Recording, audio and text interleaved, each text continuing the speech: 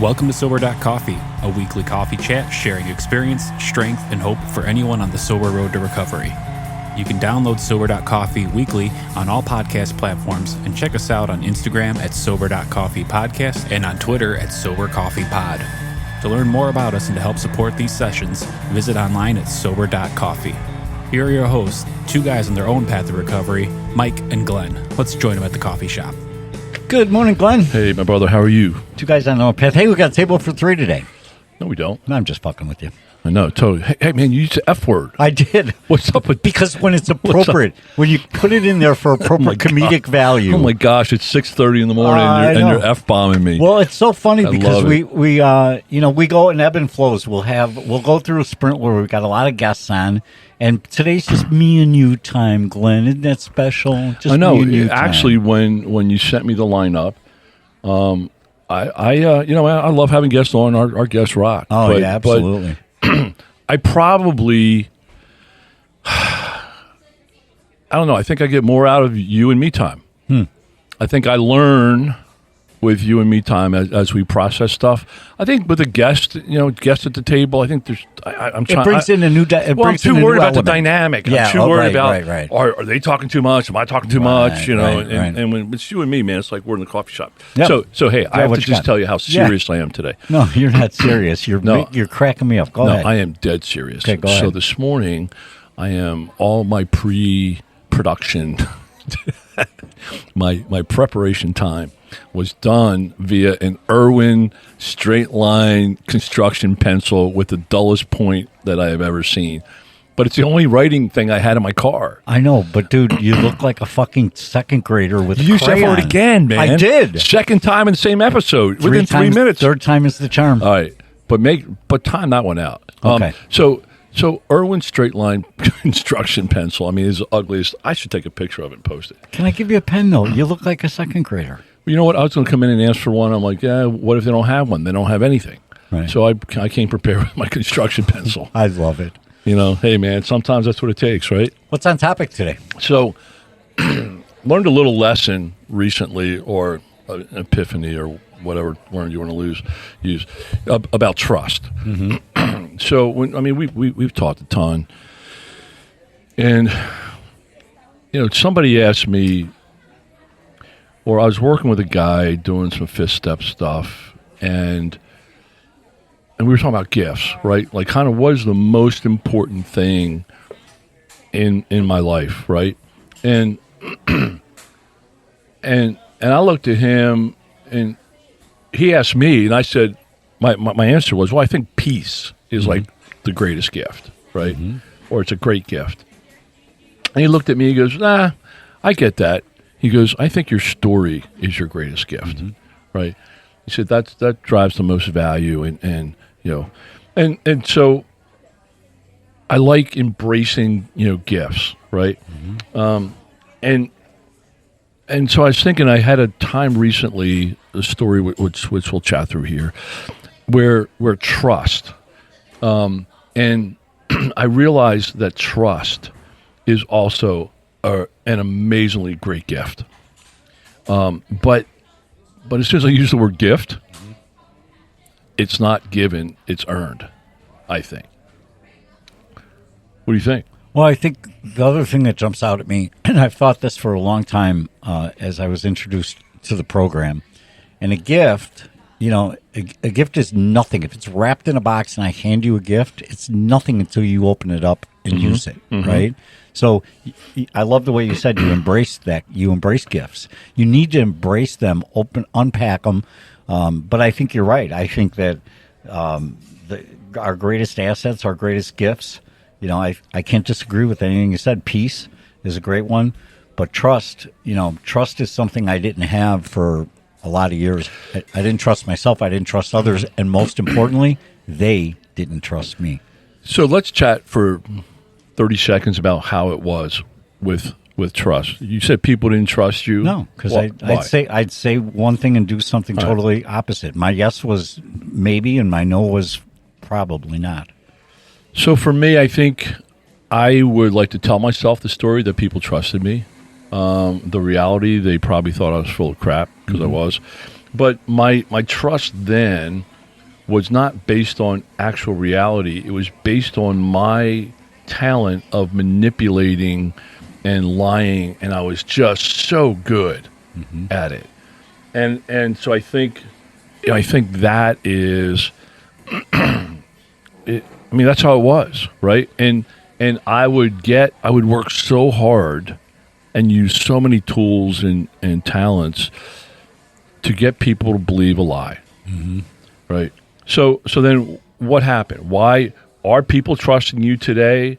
What changed? Why did you change? And Well, I would say that, the program, even when you read how it works, what the program program? of Alcoholics Okay, Anonymous, got it. okay?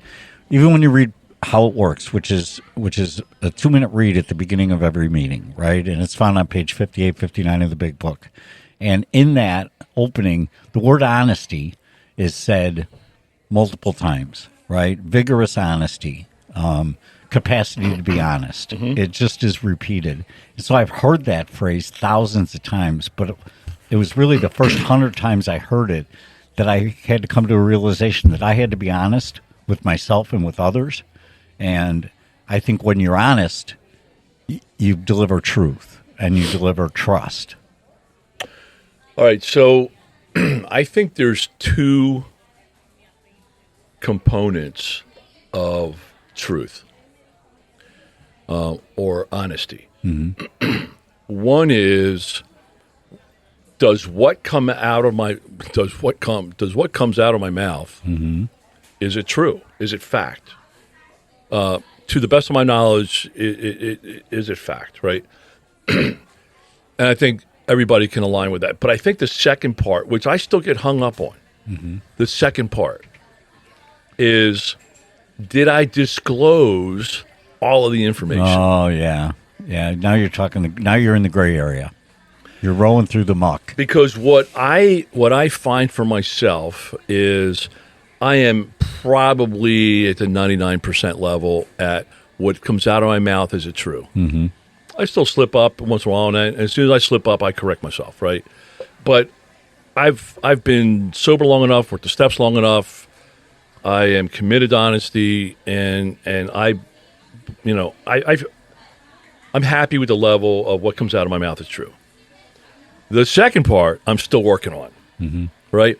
Because if there's 7 parts to a story, and I tell 5, what I tell people is true, but the other 2 parts change the entire perception or reality of the story. Yeah, that makes sense. So what I continue to work on is making sure that folks have, and hey, at the end of the day, some people don't have time to listen to a 2-hour story, right? So they need bullet points, right? So I give people bullet points, but I want to make sure that Do you go to a cocktail party with or a coffee party, I should say, with a PowerPoint? I mean, if they got bullets, PowerPoint presentation. I have done that. Okay. I don't do that anymore, but I have done that. But that was probably during my bullshit days, because a PowerPoint makes you more believable, right?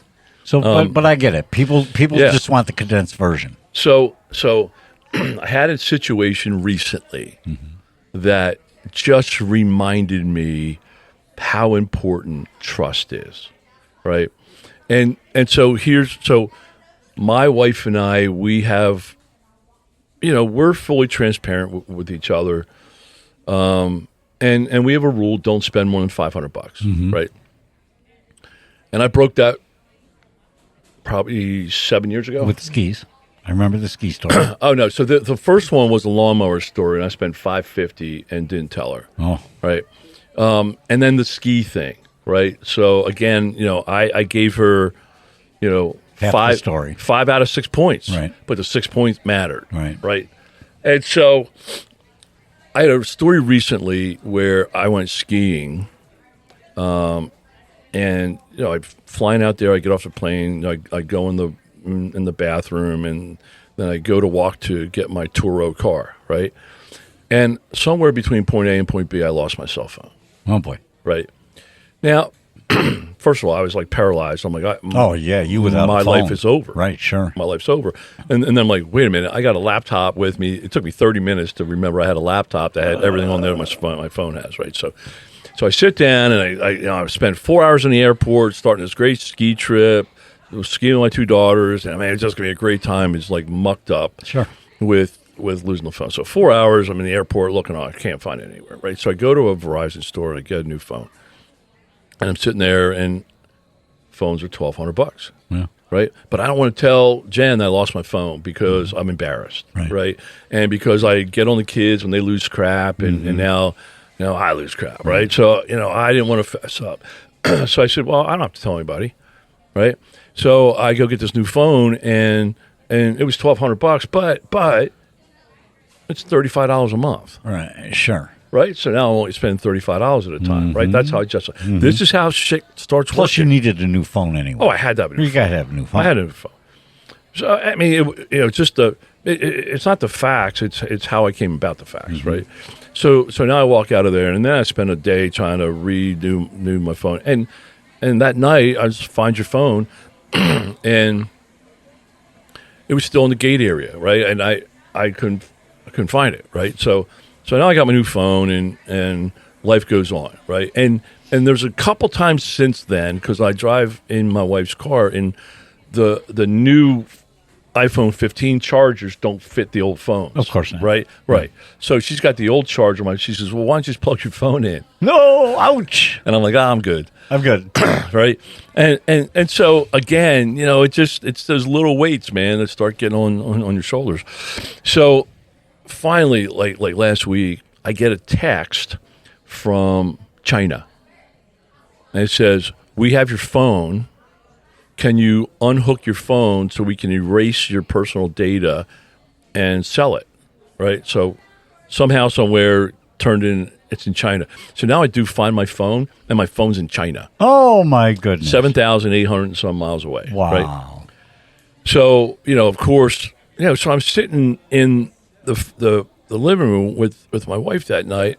We just share stuff for our day. I'm like, hey, man, funny story. I get this text from China, about my, and I'm like, she doesn't know about the lost phone, so she doesn't know about they found the phone. And she doesn't know about the Chinese. All the web we weave. So I just steered away from it. I changed the subject and whatever. But that night, I could barely sleep. Yeah. I mean, I'm like, because now it's like the old days. I told a new lie, or I avoided telling I avoided a situation to cover up the fact I never told the truth in the beginning. Right. I should have just come and say, babe, I lost my cell phone. I'm stupid. Whatever. Right. And it would have, you're an idiot. Why, pay more attention. Okay, I will. I'm old. Right. But no. Right. And I think part of it's ego. Right. I want people to think I'm perfect. Right. And I don't make mistakes. I don't want the kids to know I made a mistake and lost a $1,200 phone. Right. Because then I can't get on them when they lose something that's $300. But the fact of the matter is, you justified it wasn't really $1,200; it was $35 a month. So you didn't go over your spending threshold This because is all it was bullshit, just $35 isn't it? a month. It's all bullshit, isn't it? Totally. So I go. I serve my wife coffee every morning, and so I take her coffee in the bedroom. I'm like, babe. I said, look, man. I said, I just realized something last night and this morning. I said, your trust is the greatest gift I have. And I said, it's so valuable to me. I said, I haven't been totally honest with you about something.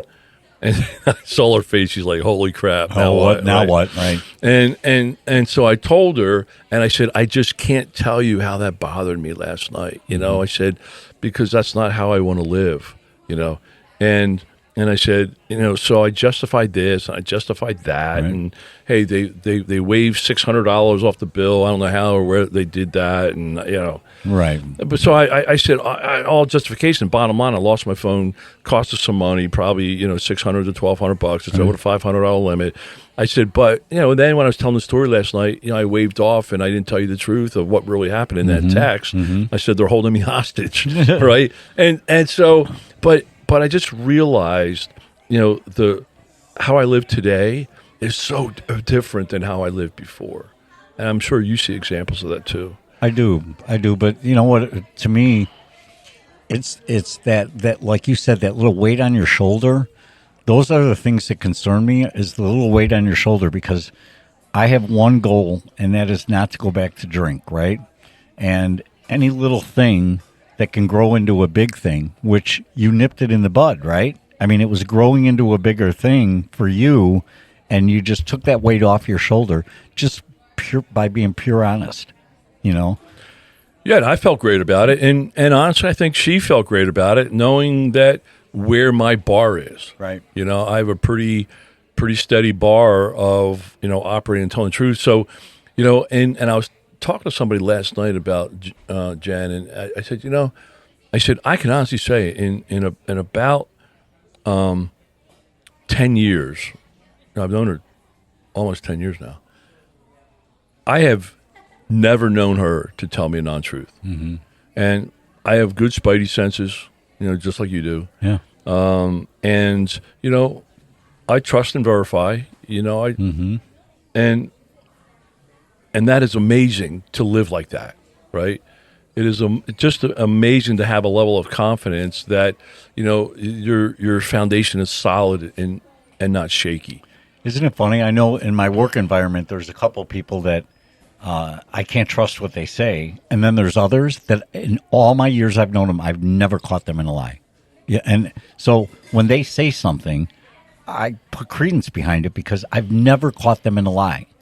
There's other people I've caught in 6 lies, 8 lies. It's like, what are you doing? Yep. And I love the phrase trust but verify. It's funny. In business, I work with a lot of investors and stuff, and I love when they brainstorm, right? Mm-hmm. Because I am very aware of when they say, well, just tell them this. Yeah, right. That's just a indicator. And I look right back at them like, but that's not the truth. Right. Right? And he's like, well, and then I look right back at him. I said, would you want me to lie to you? Right. There you go. And then all of a sudden they have a different standard. Oh, yeah, right. I mean, right. Totally. And I kind of wake them up. Mm-hmm. It's a little paddle check, right? It's like, hey, man, do you want me to deal with you that way? That's right. Like, what are you doing? Mm-hmm. So, I don't know, man. What is it? How does that impact your sobriety? This whole scenario. How does that go through your sobriety filter? So I think it impacts my sobriety as I'm keeping my side of the street clean. Right. And I think the cleaner that my side of the street is, the less apt I am to take a drink to escape because I don't like the dirt that's on my street. That's right. I love it. So I think that's one. And I think secondly, I continue to see the rewards of living the sober program, living the steps of AA, and one is trust. I had a guy at work write me a $750,000 check. Mm-hmm. He says, Glenn, I'm not really sure what you're doing here. He goes, but I trust you. Mm-hmm. I almost cried in front of him. Right. Like 10 years ago, man, somebody wouldn't even give me $5. Yeah. It just blows me away. Mm-hmm. So, there's definitely rewards. It's living truthfully with the whole story. Man, that's just the right way to live. I have too many examples, right? And hey, there's integrity and there's benefit to also saying, hey, Mikey, we're gonna have a tough conversation right now because I messed up. Yeah. Right. Yeah. And to own up. People in this world are always trying to hide their screw ups, right? So when you stand up and own up, mm-hmm. It's a rarity. You just live differently. Yeah, it's a rarity. And it's very valuable. It's a really, I use the word gift. We work very hard for it. Absolutely. So I'm not sure. Speaking of gifts, I was down in my office when I actually turned my light on. I usually have like one little, but because my monitor is so bright. But I actually turned my light on today, and I saw my bag of Christmas gifts sitting in the corner of my office since Christmas, like 5 months later. You haven't opened them? They're still sitting. I haven't deployed them yet. Oh. I've opened them, okay, but they're still in the bag. In the bag. Jen cleans up after Christmas. She puts them all in a big shopping bag, and I just grabbed it and put it in the corner of my office, and they're all still sitting there. God, I hope someone's been feeding the cat. That's hilarious. Love you, brother. I love you, man. And you know what? I trust you. I trust you too, man. Talk to you. Thanks for joining us for today's coffee chat. To contact the show, email us at podcast@sober.coffee. If you need immediate help, The AA hotline is 800-839-1686. The National Suicide Prevention Hotline is 800-273-8255. Remember, Mike and Glenn are sharing their own journey on the path to recovery. Any suggestions, medical or otherwise, are their own experiences and should not be viewed as professional advice. See you next week, and remember, there is a solution.